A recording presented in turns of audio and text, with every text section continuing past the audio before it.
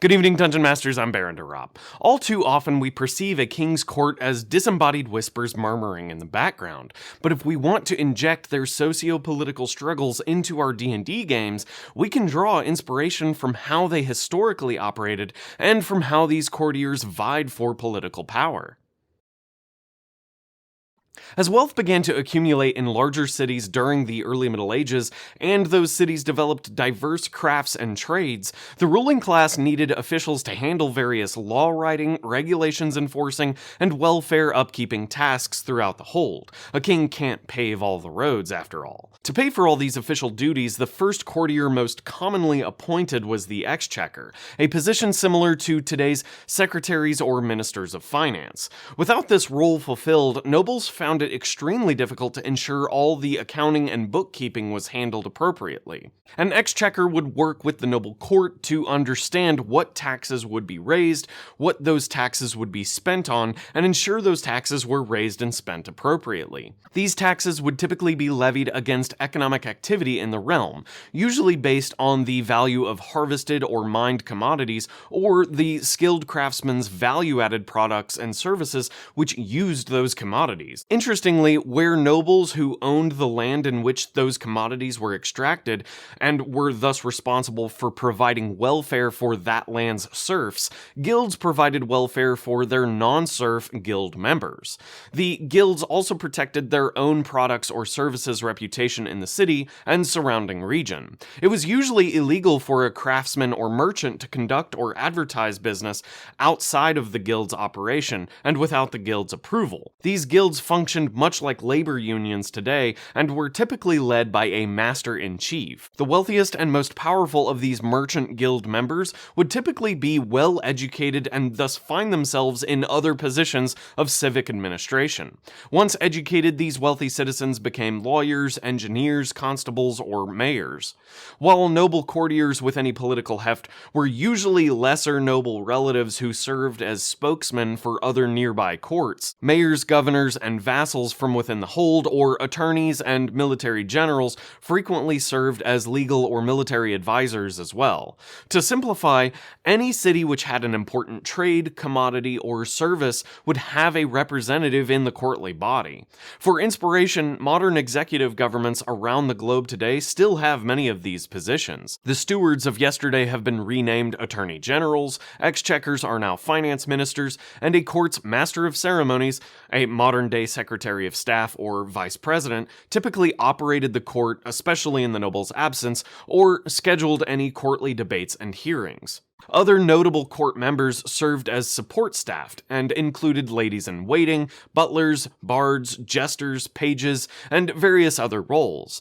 Of course, just because these positions were support staff doesn't mean that they didn't have the noble's ear on one or two important topics. For example, a distant cousin of mine, Baroness Sophie von Buxhoveden, was the Tsar's lady-in-waiting during the Bolshevik Revolution. She had a quiet but respected negative opinion of Rasputin. She also journaled the details of the Romanov daily life and is said to have provided the most accurate glimpse into the life of the imperial family.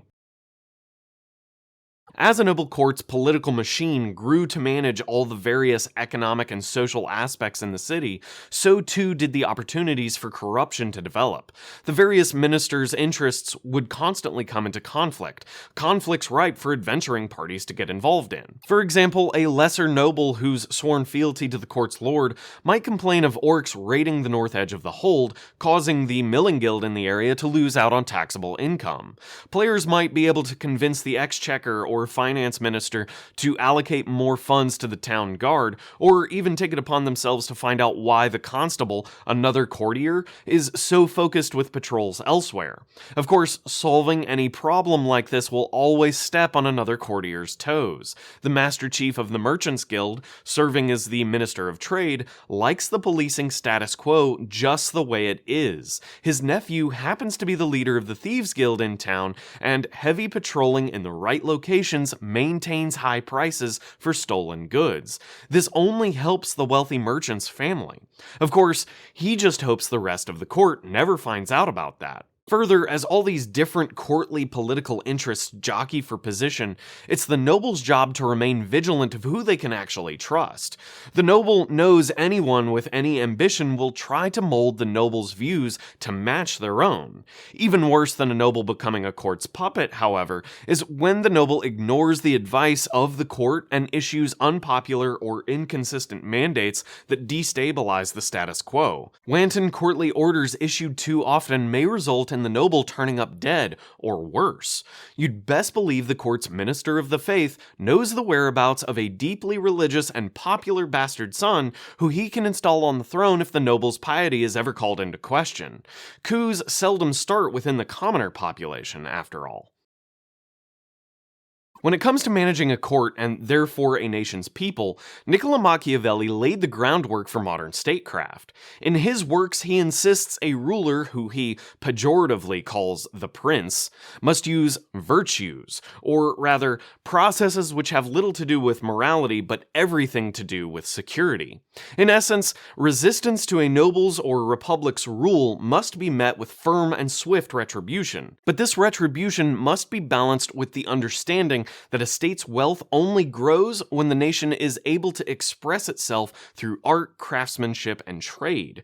To that end, the wealth generated by these culturally relevant value-added goods and services should be taxed and used to marshal a strong army, as well as build various public works to develop that army's sense of civic pride.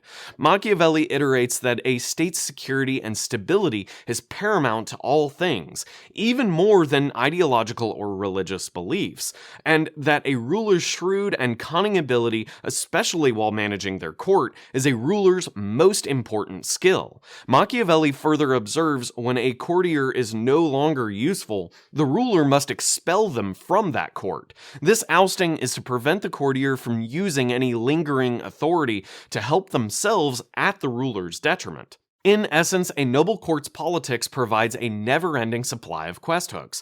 Every need in the city has its representative, and all those representatives have conflicting agendas. And if there's one thing we know about adventuring parties, is that they love getting in the middle of, or becoming the scapegoat of, a conflicting agenda.